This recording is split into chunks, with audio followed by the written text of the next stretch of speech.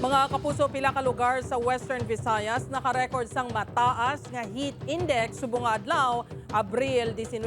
Mga ilimnon nga pampaumpaw sa mainit nga tiyempo mabakal. Ini ang gintutukan ni Zen Kilantang Sasa live sa Barangay Tigum, Pavia, Iloilo. Zen?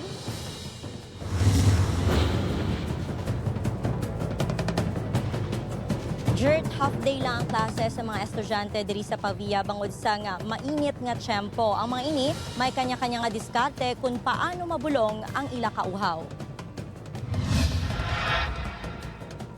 Naglabot sa 43 degrees Celsius ang maximum heat index sa Roa City, Capiz, Iloilo City kag Dumangas, Iloilo base sa forecast sang pag-asa subong nga adlaw. Nabatsyagan ang tuman nga kapaang kainas ang aga. Gani ang mga estudyante diri sa Banwa sang Pavia, temprano pa nga ginbuy-an sang ilang mga maestra. Bangod half day lang ang klase, pagwa sa classroom. Diretso na ang mga ini sa pagbakal sa matugnaw nga ilimnon nga makapaumpaw sang ila kauhaw. Ang itong palamig lang.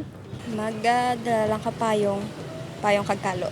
Nangin mabakal ang baklanay sang melon juice, lemonade kag pandan salad. Sunod sa mga manugbaligya, halos ginapangita sa mga customer ang pampabugnaw sa ila tutunlan bangod sa epekto sang tuman kainit. Bisan malasay ang juice basta may ice, sigurado nga mangin mabakal. Sa presyo nga 5 tugtog na 10 ka pesos, may cold juice ka na. Mabakal siya man tapira ka makatimpla 3. Amo dya pirmi ang ginahimo ko nga ay Diyos. Kay bisan kwan lang basta duro ice. Para pang tubig la. Pang kwan sanda nga uhaw. Mga kapuso, swak sa mainit nga tiyempo ang ice cream, ilabi na sa mga kabataan. Nakaupo mo sa ma'am? Bete lawan, tabi kay daw kainit, kede. The best.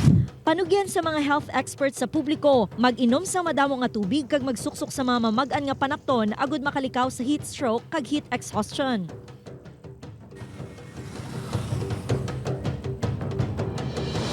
Sunod sa pag-asa, ang mataas nga temperatura ang posible magtugas ang paglaing sang pamatsyag. Gani, kung wala man sa importante nga katuan, ipaiway anay ang pagwa sa mga puloy-an. Jert? Madamo gid nga salamat sa update kapuso Zen Kilantang Sasa.